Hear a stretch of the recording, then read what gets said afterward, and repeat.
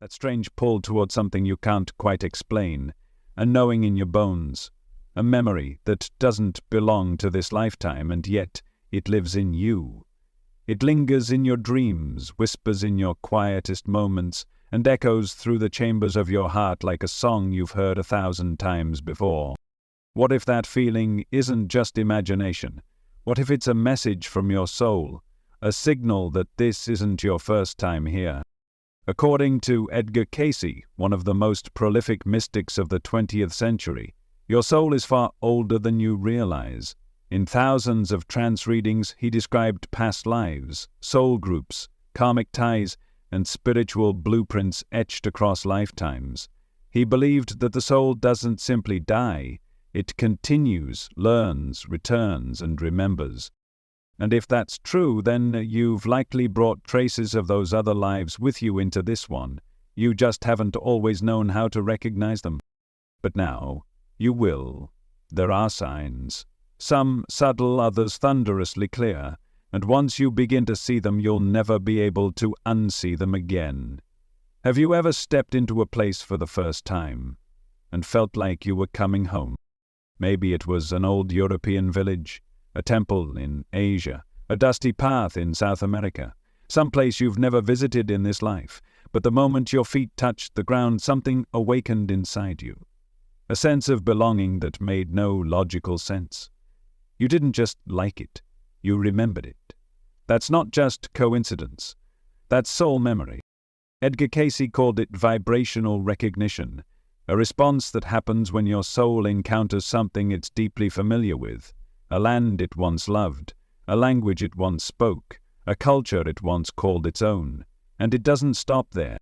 What about the people you meet? The ones who feel like instant family, the friend who finishes your sentences, the stranger who stirs something in you so deep it startles you. They come into your life and it's like you've always known them. You don't have to build trust. It's already there. These aren't random connections. Cayce taught that souls travel in groups, reuniting across lifetimes to learn, grow, and heal together. You may call them friends, partners, teachers, even adversaries, but beneath it all they are your spiritual companions. You've danced together before, in different bodies, different names, but the same sacred rhythm. Sometimes the signs live in your gifts. That piano you played without lessons, the foreign language you picked up effortlessly, the skill that felt less like learning and more like remembering. You've had them before, in lives long past. Maybe you were a healer, a priestess, an inventor, an artist. The essence of those lives remains tucked within you. It waits for the right moment, the right incarnation to bloom again, and when it does, it feels like magic, like you finally stepped into your own skin. But just as the gifts return, so do the shadows. There are fears you carry that defy explanation, an unshakable fear of drowning even though you've never come close, a terror of fire, of heights, of abandonment. No trauma in this life to justify it, yet the fear feels ancient, deep, beyond reason. Cayce explained that these are soul wounds, echoes of unresolved pain from past lives, like a scar on the spirit that follows you across the veil, and until they are seen, felt, and healed, they remain, not as punishment, but as invitations. Invitations to bring light to what was once lost in darkness. Have you ever woken from a dream that didn't feel like a dream at all? A dream so vivid, so detailed, it felt more like a memory. Maybe you were someone else, in another place, in another time, but somehow still you. The soul speaks through symbols, through visions, through dreams. And when the conscious mind sleeps, the subconscious remembers. These aren't just dreams. They are glimpses, portals, flashbacks of the journeys your soul has taken before, and you, my friend, are beginning to remember. It's in your tenderness, your sensitivity, that beautiful ache in your chest when you see someone cry or watch a stranger fall. You feel things deeply, too deeply some might say, but that's only because you've lived through lifetimes of love, loss, birth, and death. You've felt the pain of war, the ecstasy of reunion, the hollow echo of separation. Your empathy isn't a weakness, it's evidence. You've walked this earth before, in different skin under different stars, and your soul remembers every joy and every sorrow. That's why you feel everything so much more than others do. That's why your heart breaks open for people you don't even know. And maybe that's why you've always been drawn to the spiritual path. While others are content with surface answers, you crave something deeper. The books you read, the questions you ask, the longing you feel when you stare at the night sky and ask, "Why am I here?" It's not a phase. It's not a curiosity. It's a remembrance. A pull toward something ancient and sacred. A thirst that can't be quenched by dogma or doctrine, only by direct experience. You're not just seeking answers. You're seeking reconnection to the divine, to your purpose, to yourself. And perhaps you've noticed how life keeps circling you through the same themes, the same types of relationships, the same heartbreaks, the same lessons, in different form. That's not a glitch in the system. It's karma. Not in the way people casually toss the word around, but in its true form. Karma as memory. Karma as energy unfinished. Karma as an opportunity to rewrite the script. Edgar Cayce believed that every challenge is a message from the soul, an invitation to break a cycle, to evolve, to choose differently. And when you find yourself stuck in repeating patterns, it's not because you're broken. It's because something deeper is trying to get your attention. Your soul isn't punishing you, it's reminding you. And sometimes that reminder comes as a number, a pattern, a symbol that follows you everywhere you go. You glance at the clock. 11:11.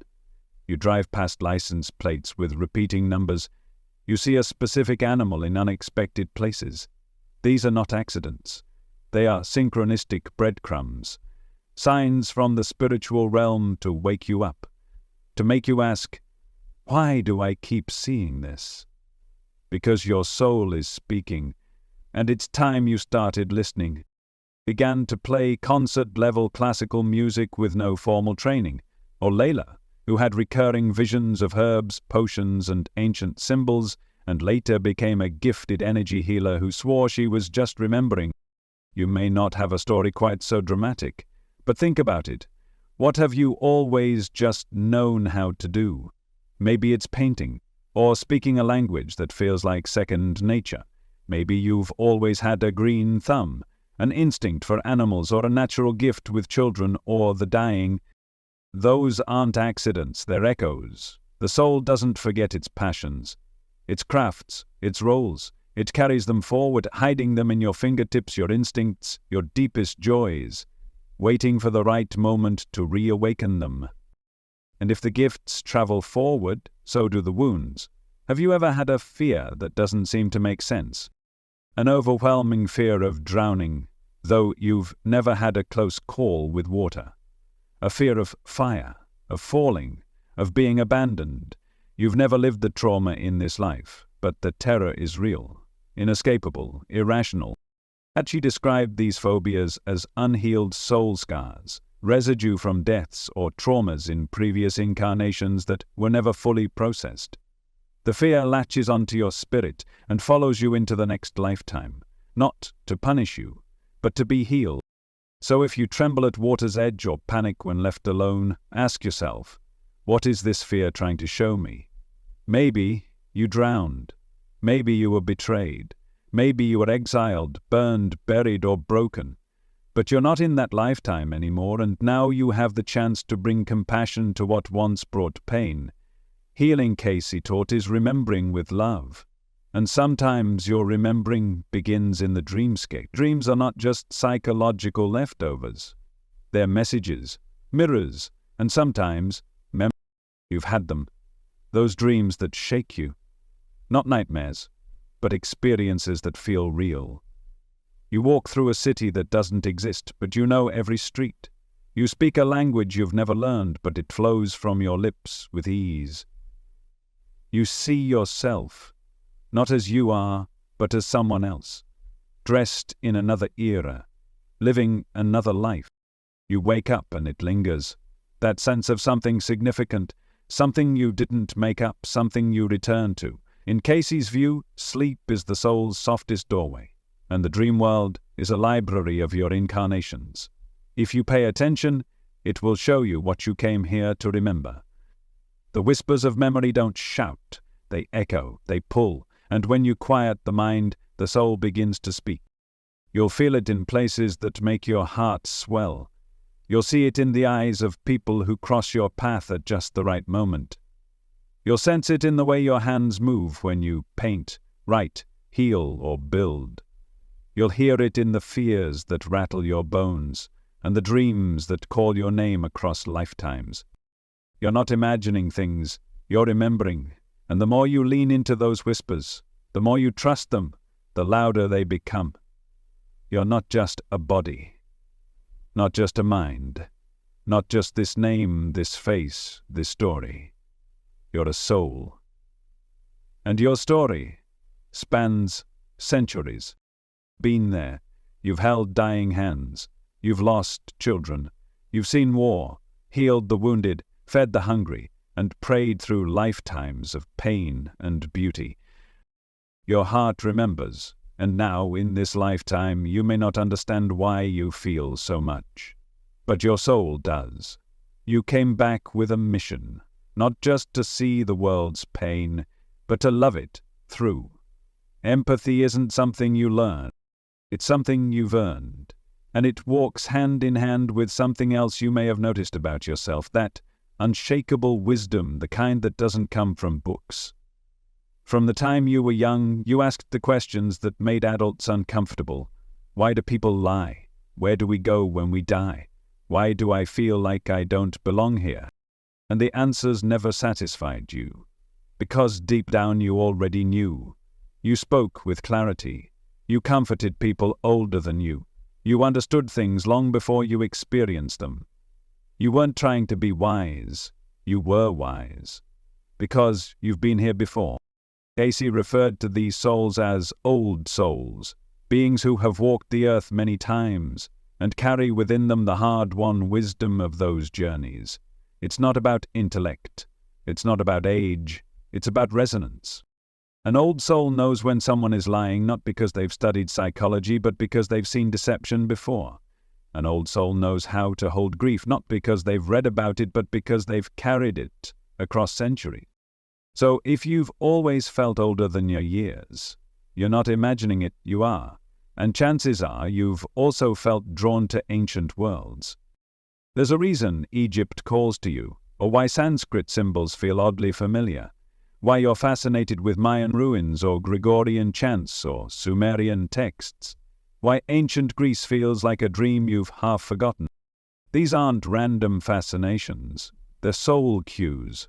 Fragments of memory from civilizations your soul once walked among. You may have been a healer in Alexandria, a scribe in Mesopotamia, a monk in Tibet, a seer in Atlantis. Cayce's reading spoke often of cultural memory, the idea that a soul's environment leaves an energetic imprint, and when you encounter it again, even across time, your soul responds, not with memory in the brain, but with resonance in the body. You feel it in your spine, in your heartbeat, in the way your eyes linger on symbols you've never studied but somehow know. It's why you've always had a curious relationship with knowledge. While others needed to be pushed toward learning, you chased it, but not just any knowledge. You were drawn to the mystical, the metaphysical, the mystery of existence. You weren't satisfied with textbook facts. You wanted to know what was beyond the veil. You read about energy, past lives, chakras, consciousness, intuition, not because someone told you to, but because your soul was remembering the path. This isn't your first spiritual awakening, it's your return. Cayce believed that every soul was on a journey back to source, and along the way each soul revisits familiar teachings, like breadcrumbs across lifetimes, guiding you home. You may have studied these truths as a philosopher in one life, and returned as a seeker in the next, but the teachings themselves are timeless. And if you've ever felt like a spiritual loner, like the only one in your family or friend group who's drawn to the divine, it's because your soul has simply remembered more, sooner, You're not lost, you're ahead. And yet, there's a price that often comes with remembering. A quiet ache, an unshakable longing, a feeling that no matter how full your life is, something is missing. You've searched for it in relationships, in places, in philosophies, but it's always just out of reach. That homesick feeling, that melancholy that floats through you in the quiet moments. It's not depression, it's the soul's nostalgia, the longing for a home that isn't on any map. A home you once knew before this incarnation, before the name you carry now, before the body, before the noise. You remember love that didn't need words. You remember peace that didn't need protection. You remember a connection to something infinite, something lost when you took your first breath in this life. And though you've learned to live here, part of you has never stopped yearning for there. Cayce described this as the cry of the soul for its origin, a homesickness not of place but of state. Your true home is not a location, it's a frequency, a consciousness, and when your soul has touched it before, even briefly, nothing else feels complete again. That's why you ache for meaning, why you hunger for stillness, why no possession, no accolade, no worldly achievement can truly satisfy you. Because your soul doesn't want more. It wants remembering. You didn't come here to escape that longing, you came here to follow it. Because in the ache is the truth, and in the truth is your return. And maybe, deep down, a question has begun to echo through you. Why does this keep happening? It's not the universe punishing you. It's not fate trying to break you. It's your soul trying to wake you. Edgar Cayce described karma not as a cosmic punishment, but as memory in motion, the soul carrying forward the energy of choices made and lessons left unlearned. And until that energy is seen, acknowledged, and healed, it repeats. Not to trap you, but to free you. Every recurring challenge is a spiritual mirror, inviting you to respond differently than you did before. It may show up as a constant battle with rejection, or a pattern of financial struggle, or the same betrayal disguised in new relationships. These aren't isolated events, they're invitations. Your soul keeps drawing the same storyline because it remembers something you don't. A decision once made in fear, an old vow that needs breaking, a truth you were too afraid to live. You're not cursed, you're being given another chance, and perhaps the most revealing clue lies in your relationships. Have you noticed how you're drawn to certain types of people, again and again? Maybe it's romantic partners who wound you in similar ways, or friendships that begin with fireworks and end in abandonment. Maybe you attract people who need saving, or people who make you feel small, or people who reflect the exact wound you've spent your whole life trying to heal. It feels mysterious, but it's not. It's karma. Not in the Hollywood sense of instant justice, but in the deeper spiritual sense of unresolved emotional energy. Cayce's readings taught that souls often reincarnate together to resolve unfinished dynamics, to heal betrayal, repay love, rewrite stories that once ended in pain. That's why it feels so intense, so fated. Because it is. Your soul remembers them, even if your mind doesn't. And when that memory rises to the surface, it often comes in the form of deep attraction, not just romantic, but energetic, like magnets being pulled together across time, not for comfort, but for transformation. Because until that cycle is completed, it will keep showing up. But you're not just stuck in loop. You're surrounded by signs. You've noticed them. The numbers, the symbols, the synchronicities that follow you like a gentle nudge from the universe.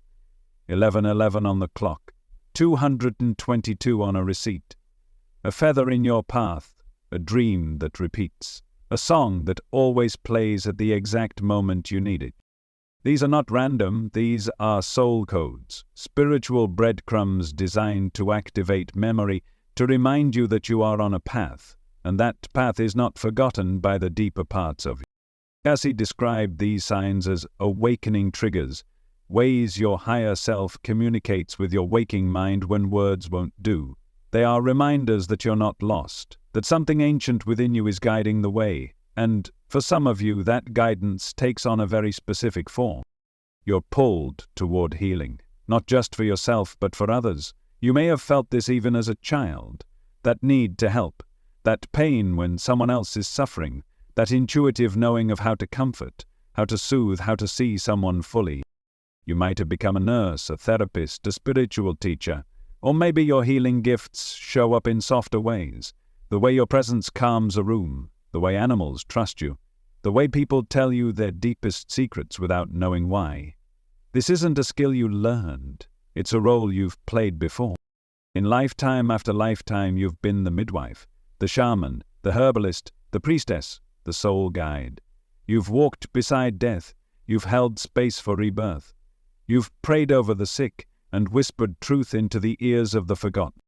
And in this life that calling has returned, because the healer is not just what you do, it's who you are. Your soul carries the memory of sacred service, of healing wounds you didn't cause, of helping others return to wholeness even as you carried your own pain in silence. And now the world needs that energy again. That's why you feel it in your bones, why you can't ignore the pull, and sometimes that pull reveals itself in mysterious ways, like memories that don't belong to you. You might have flashes of events you've never lived, visions of moments, emotions, even physical sensations that appear without warning. You know the smell of a war-torn street you've never walked. You cried during a documentary about an ancient civilization, not because it's sad, but because it feels like home. Some of these moments may be echoes from your own past lives, others may be ancestral, because your soul isn't isolated. It's woven into a tapestry, connected to the bloodlines and beings you've journeyed with for centuries. And sometimes you're called to heal not only your wounds, but the ones passed down through your lineage. You may be the first in your family to break a cycle, to speak a truth, to love yourself fully. And even if you can't explain why, you know that's why you're here.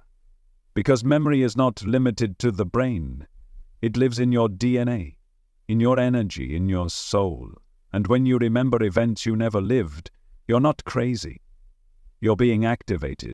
You're being shown that you are not small, not separate, not random. You are a continuation of lifetimes, of lineages, of light. And now the patterns are rising for a reason, because you're ready to break them, to rewrite them, to complete the story your soul began long ago. You've never fully fit in, not in your family, not in school, not in the mold society tried to place around you. And it's not because there's something wrong with you. It's because your soul remembers something more. Cayce called this soul displacement, a sensation that arises when a spiritually advanced soul enters a dense, chaotic world and begins to forget why it came. It's like spiritual amnesia. You arrive with ancient wisdom and then spend years trying to remember who you are. You don't belong in shallow waters because you came from the depths. You don't belong in the noise because your soul is made of silence. And even if no one else sees it, you feel it, that unspoken, holy truth whispering from deep inside. This isn't all there is. So you search. You search for meaning in every conversation, in every heartbreak, in every sunrise that makes your chest ache with a beauty you can't explain. You've never been satisfied with surface answers. You don't care much for gossip, for trends, for climbing ladders that lead nowhere. You're not here to survive. You're here to remember, to awaken. That's why you've always been drawn to questions that others avoid. Why am I here? What is my soul's purpose? What exists beyond this world? These aren't curiosities, they're callings. And even when the world tells you to settle down, stop dreaming, play it safe, there's a fire in you that won't extinguish. It's because you didn't come here to fit in. You came here to light up, and somewhere along the path you began to feel the pull. Not just to awaken yourself, but to help others remember too. Maybe you've always found yourself offering advice without meaning to. Maybe people are drawn to you with their secrets. Maybe you've discovered that just by being present, you help others feel more like themselves. You weren't trained for this, you didn't study for it, it's just in you. Because your soul came back not just to evolve, but to be of service. Cayce taught that the most spiritually evolved souls return to assist others with their awakening. They are not above the world, they are woven into it, guiding through compassion, not superiority, healing through example, not ego. You may be a lighthouse and not even know it. Quiet, still, anchored in your own remembering while others navigate their storms. And even if you've doubted your worth, even if you've questioned there's a part of you that knows you came back to help. That's why you feel a magnetic pull toward sacred spaces and spiritual practices. You're drawn to temples, ancient ruins, holy texts, places that hum with a frequency beyond time. Maybe it's a cave in India, a circle of stones in England, a mountain in Peru, or a grove of trees where the air itself feels alive. These are not random attractions, they are activations. Your soul has been here before, and when you return, even in this new body, the codes stored in that land begin to awaken parts of you that have been dormant. It's not just a place, it's a key, and it unlocks something in you that no book ever could. That's why you're also drawn to practices that carry reverence, meditation, breathwork, ceremony, sound, stillness. They feel natural to you, instinctive, as if you're picking up where you left off. And maybe you've never known how to explain it, but you don't need to. Because the final sign is this. You know without knowing why. It's not logic, it's not proof. It's a knowing, so deep, so silent, so certain that even when you doubt yourself, it remains. Like a heartbeat in the background of your awareness. You've walked past someone and just known they were sad. You've avoided a road without knowing the reason, only to hear of an accident later. You've met someone and felt either immediate trust or a visceral warning. That's not guesswork. That's not intuition in the conventional sense. That's soul memory. Your soul has walked lifetimes collecting wisdom that didn't come from classrooms. It came from experience, from pain, from joy, from lifetimes of trying, failing, remembering, and rising again. Cayce talks that true intuition is not a magical power. It's memory speaking from the soul's archives. It's the voice of your higher self, the part of you that never forgot. And if you've ever had those moments where you just know something, even when there's no way you could trust it, that's your soul, reaching through the fog of this life, reminding you you've been here before. And now you're here again, not by chance, but by choice. Because your soul is not wandering aimlessly through lifetimes. It's on a journey, not just through history, but through awakening. Every incarnation is a step toward remembering the truth, that you are not separate, that you are not broken, that you are not new. You are part of something timeless. You are energy wrapped in skin, purpose cloaked in form, love remembering itself. And the signs, they've always been there. In your questions, in your dreams, in your ache, in your joy, in every moment you looked up at the stars and whispered, I know there's more. You were right. There is more. And now you remember why. The part of you that knows, the part of you that has always known. You are not just the child of your parents. You are not just your name, your job, your past, or your pain. You are a soul in motion, not bound by a single story, but shaped by many. And every sign you felt, every stirring, every synchronicity, every question that refused to let you go, has been part of the remembering, a sacred unraveling, a coming home. And maybe you still carry doubts. That's okay. The soul doesn't need you to believe, it just needs you to be open, to listen, to feel, to follow the threads of recognition when they appear. Because this path isn't about answers, it's about alignment. And the more you align with what's true inside of you, the more you awaken what Cayce called the soul's sacred curriculum. He said reincarnation isn't punishment. It's not debt collection. It's not a game of karma keeping score. It's a classroom. Each life, a new lesson. Each challenge, a sacred teacher. Each person you meet, a mirror of something you once were or something you're becoming. You're not here to escape this world. You're here to elevate it. And you do that not by becoming someone else, but by fully being you. The soul doesn't demand that you transcend your humanity. It invites you to fill your humanity with divinity, to live with depth, to love with ancient knowing, to walk into each day with the quiet strength of someone who has fallen, risen, and chosen love again and again. That's what this is, a choice. And right now you have a chance to make one more, to trust that what you feel is real, to lean into your intuition, to stop waiting for outside validation and start honoring the wisdom that already lives inside you. Because you've seen the signs, you've felt the pull, you've heard the echoes of lives long gone, and the calling of the life you came here to live now. So what comes next is up to you. Before you leave this moment, take time to reflect. Let this be more than a video, let it be a mirror. Which signs whispered to you the loudest? Was it the feeling of not belonging, the sense of déjà vu, the knowing that can't be explained? Sit with it, write about it. Close your eyes and breathe into it.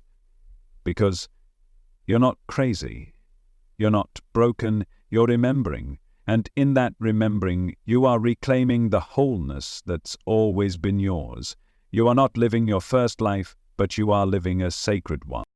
One threaded with soul, shaped by purpose and illuminated by the courage to look inward, to feel instead of dismiss, to trust instead of question, and to listen instead of deny. This is what awakening looks like.